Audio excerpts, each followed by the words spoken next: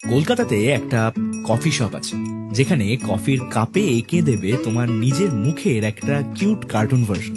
স্টারবাক্সে গেলে তো শুধু নাম লিখে দেয়, কিন্তু এখানে তোমার পুরো মুখটাই ক্যাপচার করা হবে, সেটাও একদম কার্টুন বা ক্যারিকেচার স্টাইলে। এরকম একটা পার্সোনালাইজড টাচ এর আগে কখনো দেখেছো?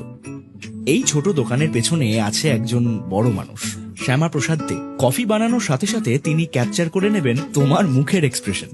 আমার নাম শ্যামা প্রসাদ দে। এই যে কফির দোকানটা তোমরা দেখছো, সেটা হচ্ছে ঠিক করোনার পরে এই কফির দোকানটা। তার আগে ছিল আমার একটা পেপার ম্যাগাজিনের দোকান। নিয়মিত তো আমি ছবি আঁকতামই।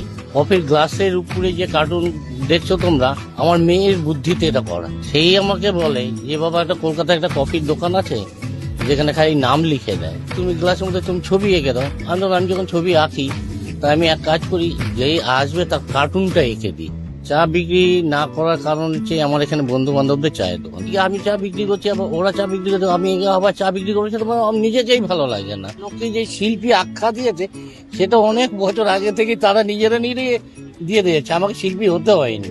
এরপরে যদি কখনো আপনারা টলিগঞ্জ মেট্রো স্টেশনের কাছে যান, তাহলে এখানে একবার কফি খেতে ভুলবেন না, কারণ এখানে কফি কিন্তু শুধুমাত্র কোনো ড্রিঙ্ক নয়, ইটস লাইক আ ক্যানভাস, একটা স্মৃতি। আর শ্যামাদার হাত দিয়ে সেই স্মৃতি হয়ে উঠেছে এখন শিল্পের প্রতীক।